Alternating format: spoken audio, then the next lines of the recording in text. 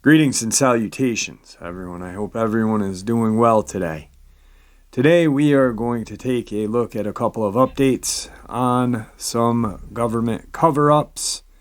Also, we are going to step into the world of encounters with Native American lore and Dogman. Before we do that, though, a couple links. As you know, I rely on my Patreon, my PayPal, and my merch store to help the channel to continue to grow and go. Those links are in the description below. Also, Dogman Frightening Encounters Volume 1, 2, and 3, the audiobook version, written by Tom Lyons, narrated and produced by me, Jeffrey Nadolny. They're available on Audible, Amazon, and iTunes. The links to those books are in the description as well. Now, everyone, I've taken enough of your time. Let's get on with today's upload. Shall we? Today's first part of the upload, we're going to take a look at two of the most recent media government cover-ups involving an animal and an attack on a human, which I do believe was Dogman. Life in Texas and Durango, Colorado.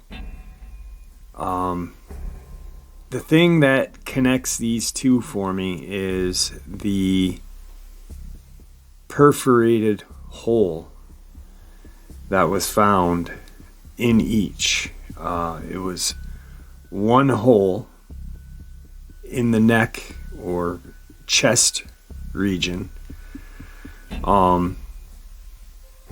that killed both of these people.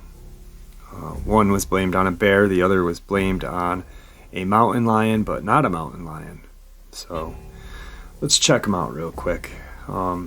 This will probably be the last news articles that will be in the newspaper concerning both of these people, unfortunately. A coroner has identified a 39-year-old woman killed in a bear attack Friday night, 4:30, as Lainey Malavota of Durango. Sparse snippets of Malavota's life could be gathered from social media. Her father's girlfriend, Kim Strain, asked for prayers and support for the family. She will be sorely missed by many, Strain said in a social media post on Monday. We love you, Lainey. Her father was identified as Steve Malavota. The post has since been removed. Justin Rangel, who lived at the same address according to state records, could not be reached for comment Tuesday afternoon. A neighbor said it was tough and declined to comment out of respect for the family. Other neighbors could not be reached. La Plata County Coroner Jan Smith released the identity and autopsy results Tuesday.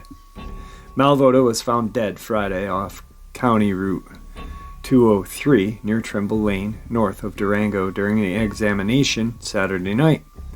State wildlife pathologists found human remains inside the stomach of two black bears found nearby. Both the necropsy results from the bears and the autopsy results confirmed the bears caused Malavota's death, Smith said.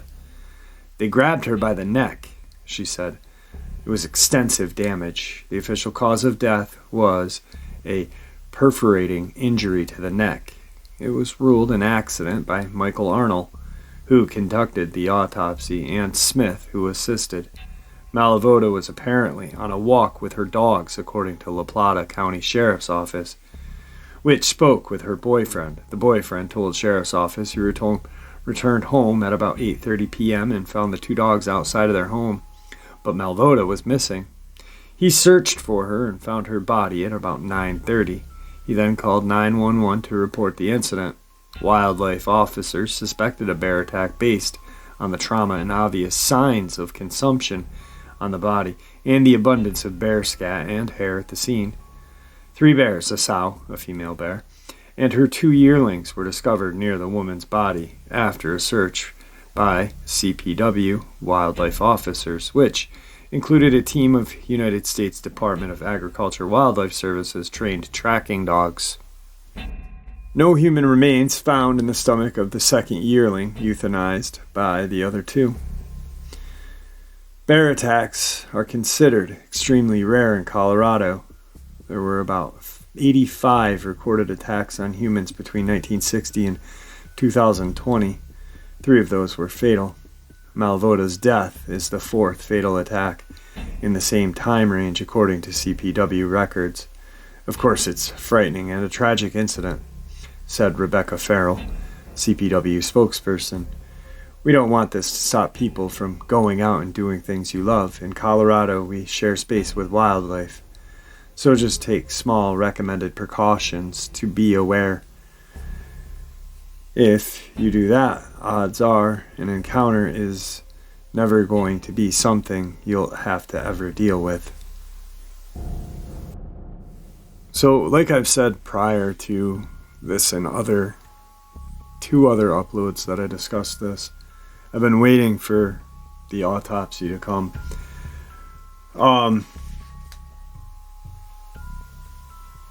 I've talked to some hunters who have hunted bear, and I've looked at comments of people who hunted bear in the comment section. And when bears attack, they don't usually wrangle somebody by their neck.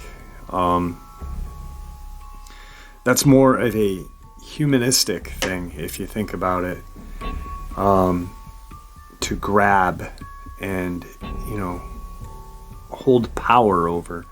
A bear, a mother bear with 2 cubs is just going to literally, if the mother bear feels threatened, she isn't going to just grab, it's impossible.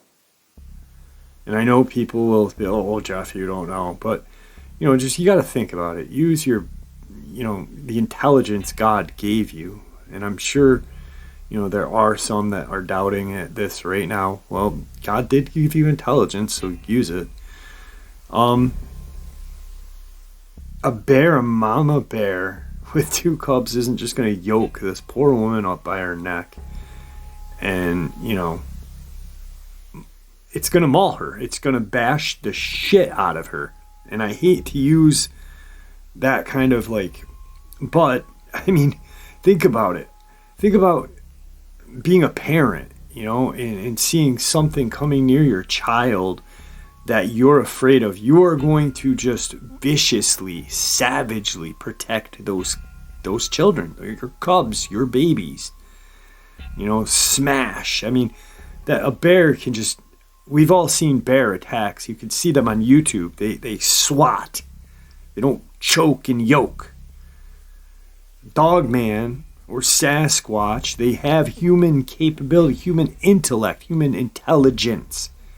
And something around the neck is human-like. Bottom line, okay? In the perforated hole, it's the same as the one in Lippin, Texas, man. It's just and I use that very sound in another video because that's all I can think of is this Dogman probably grabbed them and squeezed, and just the thumb or a pointer finger with the claw entered and died. And then along came the bear, and of course they're gonna smell dead and consumed. There's a couple other strange things though. The dogs. Now if it was a bear with 2 cubs, and they're yearlings, so yearlings are not small. They're not big, but they're not small. These 2 dogs, I don't care what kind of dog, and anybody who has dogs, Chihuahua up to a Rottie, or a Saint Bernard, Great Dane, whatever. Dogs are protective, especially even if they're little. They're even meaner. A Chihuahua is meaner than a pit bull. Bottom line, yeah, pit bulls can bite harder, but Chihuahuas have a more ferociousness. So why are they dead?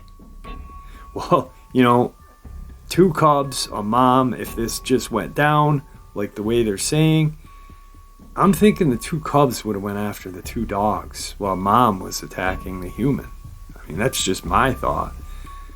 But if you think about it, if a Dogman grabbed this poor woman, well, dogs are possibly genetically related to a dogman. That's why we call them dogmen. We don't know yet, but possibly. And they seen this and they're like, oh shit, that's an alpha. Let's get out of here now. So there's that. There's the hole. And after I do the second part of this first part here, I'll share the next one, or next thing that bothers me on it. Moving on to January 26th, 2021. Now, Christopher Allen Whiteley was found dead on December 2nd. This is the last news article, January 26th, 2021. Lipin, Texas. A final autopsy for a Texas man whose body was found last month in the woods determined the death from neck injuries due to an animal attack. But wildlife experts and sheriff officials disagree on whether that animal was a mountain lion. The Tarrant County Medical Examiner's Office ruled that 28-year-old Christopher Allen Whiteley's cause of death last month was from neck injuries due to an animal attack. Hood County Sheriff's Office said Tuesday the manner of death was ruled an accident. The Sheriff's Office said there's still a disagreement with the Texas Park and Wildlife Department on whether Whiteley's was killed by a mountain lion.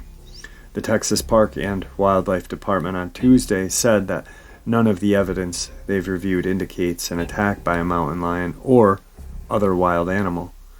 The department said wildlife officials could not rule out that he was killed by an animal, but said the evidence indicates that it was not a wild animal like a mountain lion or coyote. Lieutenant Johnny Rose of Hood County Sheriff's Office said he believed Whiteley was killed by a mountain lion. He said the autopsy does not specify what kind of animal killed Whiteley. Sheriff's Office said there's no signs of foul play, said it would be closing the case as an animal attack. Whiteley's body was found in the woods near Lipin, located 50 miles, 80 kilometers southwest of Fort Worth, yes. Texas wildlife officials have said the fatal mountain lion attacks on people are extremely rare, as are any confirmed sightings of the animals in North Texas. Last month, though, wildlife officials said a deer hunter killed a mountain lion in Hunt County, located east of Dallas, which also in other news articles said that did not have anything to do with this case. So the final thing that bothers me with the write-ups and the cover-ups with Laney, though, is both of these cases are so similar in the writing, too. It was ruled an accident by Michael Arnold, who conducted the autopsy.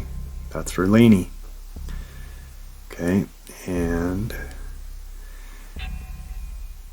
the manner of death was ruled an accident by Hood County Sheriff's Office on Tuesday. From the Tarrant County Medical Examiner's Office. So, an accident, in my eyes,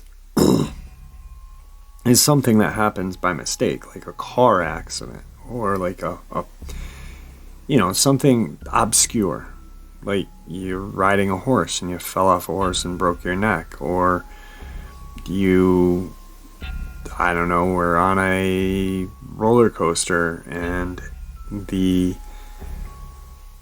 locking mechanism didn't lock and you fell out of the roller coaster. That's an accident. These are animal attacks. These aren't accidents. They're not accidental deaths. They're animal attacks, supposedly, right? So moving on to the Christopher Allen's case here, I find this very interesting, this one sentence here.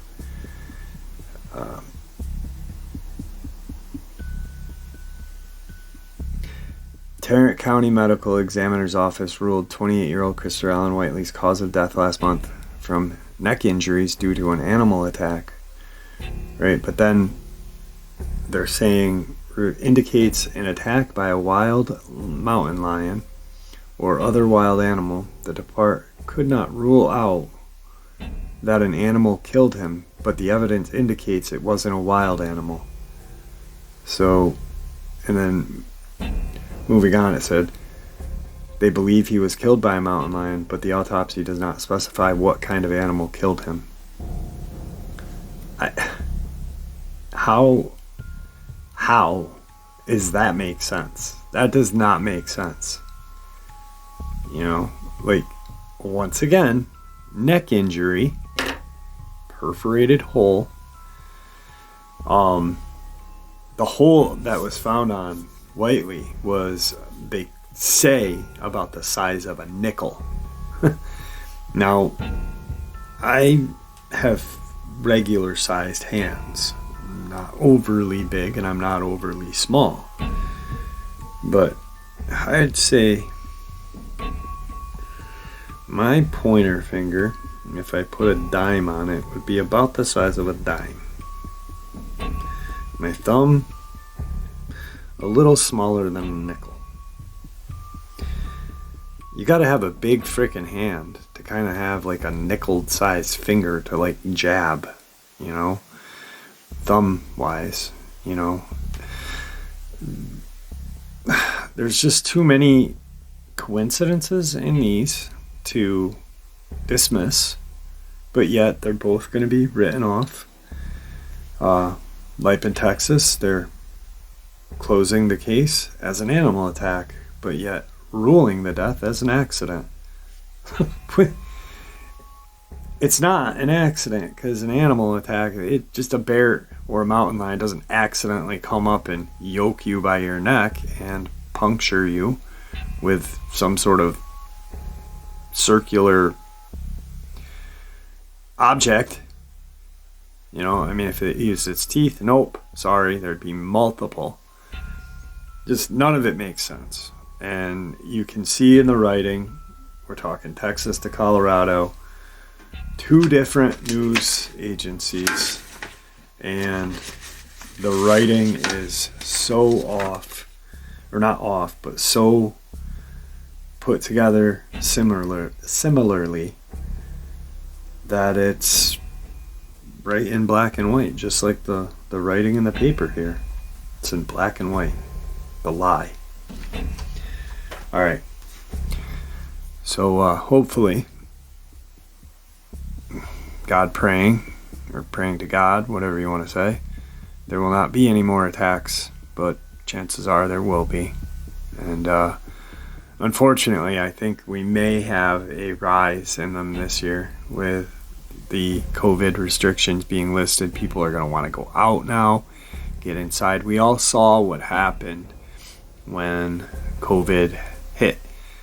Nature started to reclaim itself.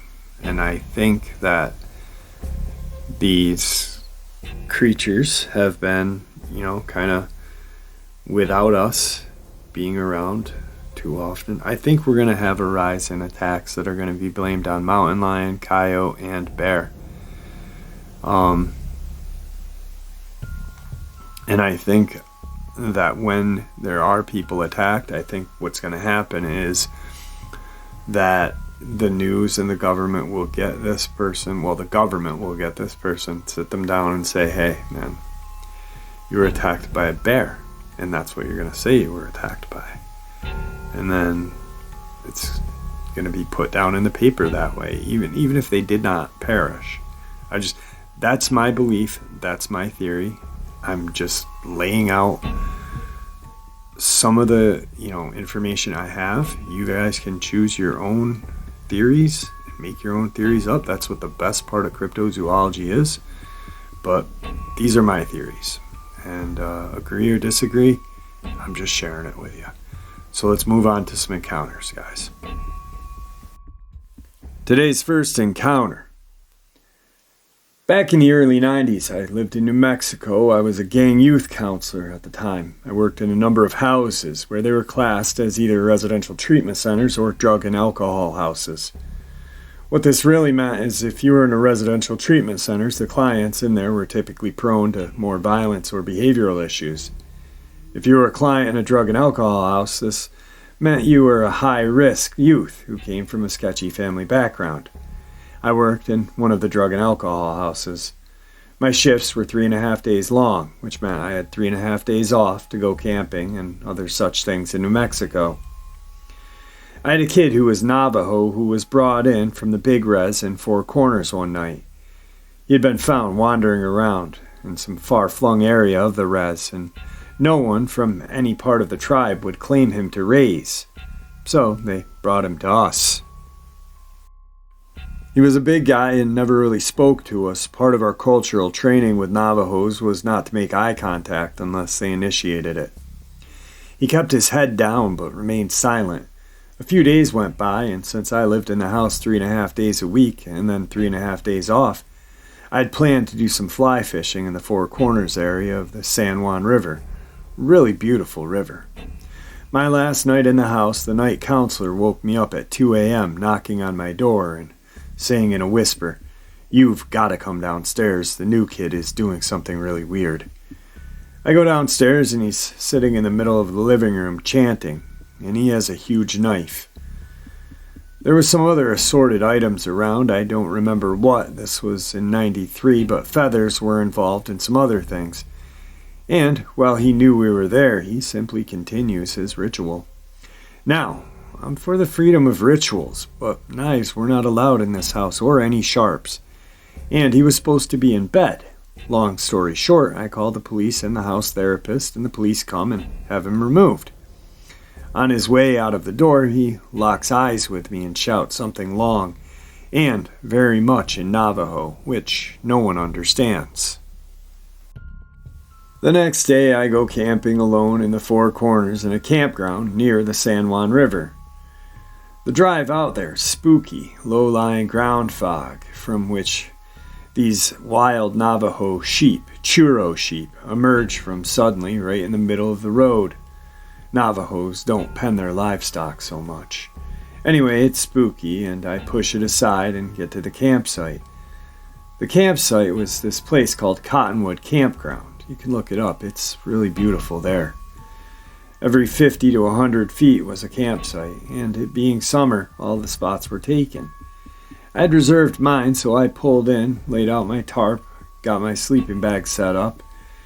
I was too poor for a tent, and plus I had been raised by a father who used to tell me that tents were for Democrats and liberals. I'm a liberal, by the way. I got a nice fire going, and while the flames crackled away, I tied some flies and listened to the coyotes howling in the distance. On both sides of me there was a truck and a camper. Both had plates from Texas. The truck had a tent and the others were staying in their camper. I fell asleep near the fire and went into a dream. Well, eventually the dream turned into a terrifying nightmare where some wild animal was attacking me. There was a primal sense to the dream. I was unused to all I could hear was growling and snarling, and the detail was very real. I could even feel the hot breath near my cheek as something lunged toward me. I woke up, the sounds continued right next to me. I freaked. What the hell? Some animal kept circling me in the darkness. I'd brought a large hunting knife and kept it next to my sleeping bag. Also, I was sleeping near my car, which I realized was a very good thing. I also had a flashlight. Unfortunately, I had forgotten to change the batteries in the flashlight, so when I turned it on and aimed, it only dimly stayed on for about 30 seconds, and in that 30 seconds I saw a huge coyote staring at me.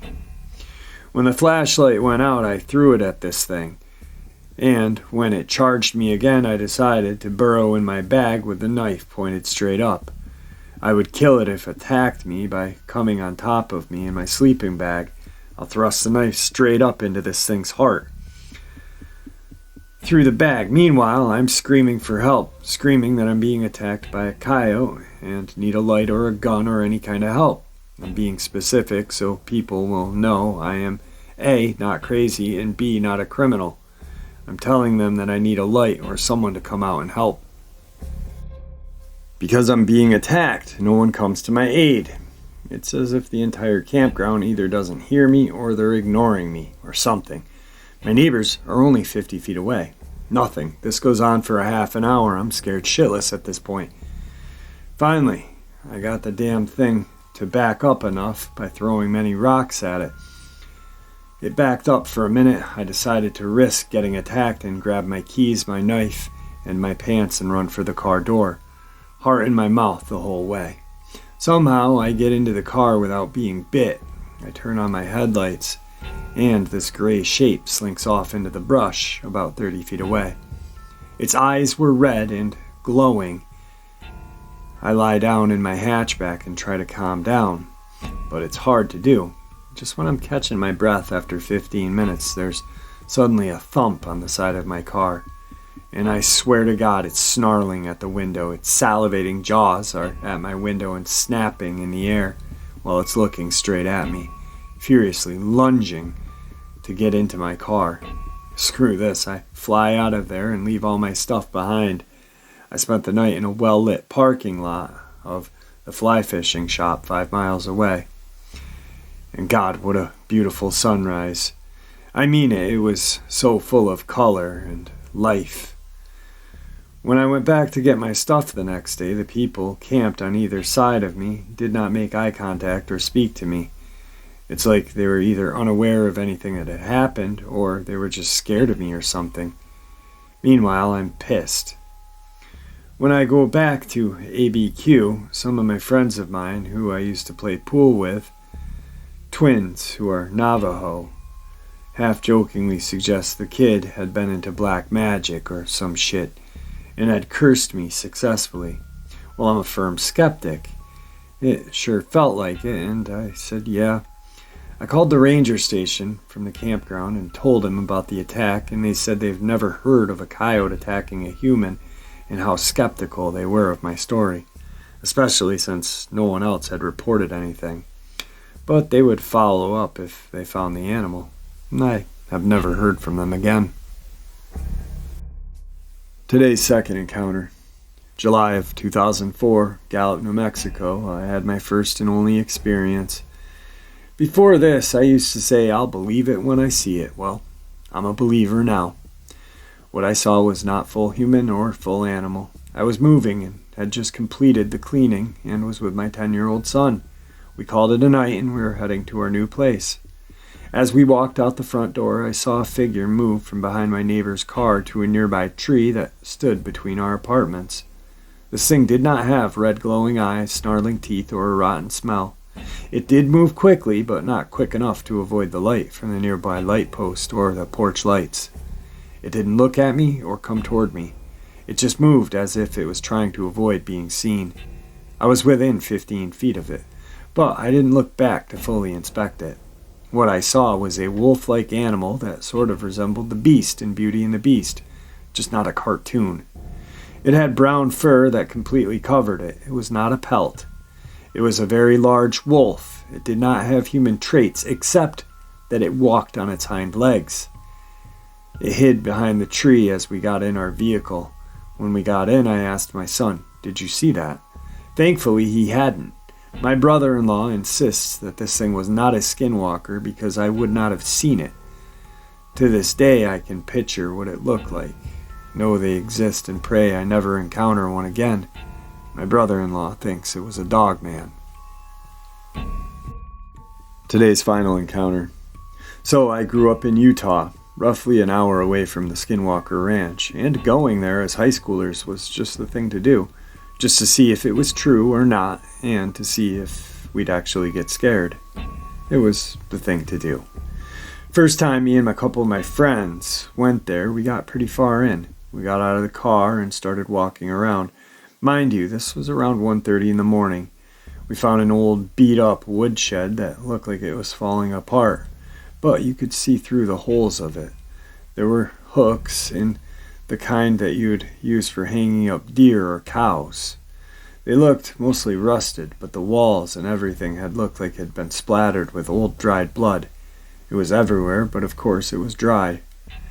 But the word shit started to happen when we walked away from the shed.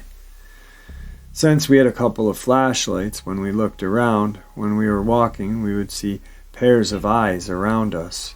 At first, it was just shiny reflective, like you'd shine a light at a cat or a dog or a deer.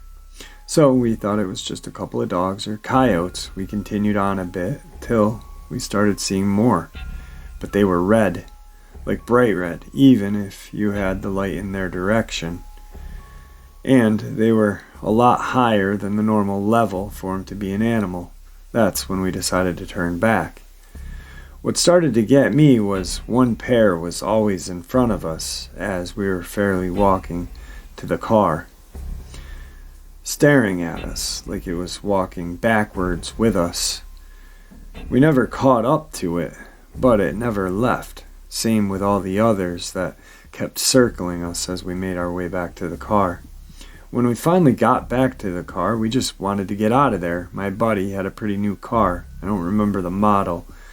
It was an Acura Coupe, 2-door, 5-speed, maybe a year old. I'm explaining this because when we got in it, the damn thing wouldn't start. Nothing would turn on at first. No matter how he turned the key. Tried it twice. Then only the radio kicked on. We started panicking because the eyes were getting closer. Then bam! Something hit the side of the car like really hard. But we couldn't see what it was. It hit the car on the right side 3 times. My buddy got the car started finally after 5 minutes of freaking out. I'm in the passenger seat about to pick myself and my other friends. We're in the back, freaked out but speechless, with the most scared look we had ever had on our faces. But when he got the car started, there was no delay in leaving. He put it in gear, and spun those tires, and got us out of there. Once we got to the gate and on the main road that goes by, you're pretty much off the ranch. We thought we were away from everything since we were on the actual road, but my buddy did not slow down. We were doing 85 miles an hour, going right to the house. I don't know why I looked to the left, but I did, and I almost pissed myself because to the left, about 15 feet off, was a pair of red eyes. It was keeping up with us, and that's when it charged at us. I kinda got a glimpse of it before it smashed into the side of the door. It was definitely big, like 4 feet on all 4 legs. Kinda hard to explain when I didn't get a great look, but I was freaked out, considering it was going the same speed. When we got home, my buddy's house, we went straight to bed, but in the morning we looked at his car.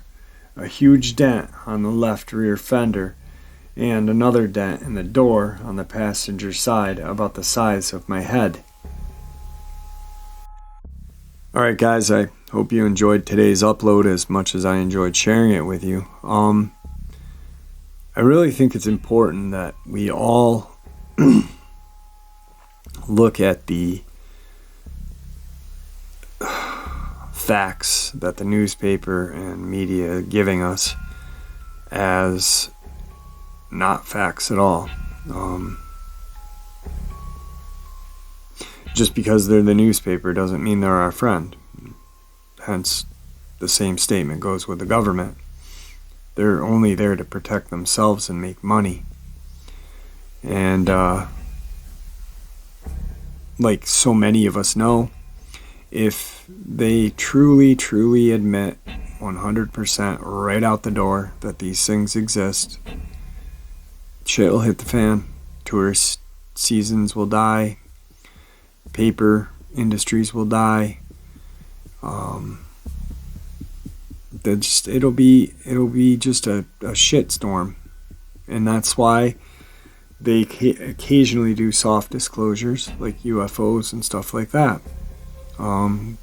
As of right now, with the unidentified flying objects, they really don't have a choice because too many people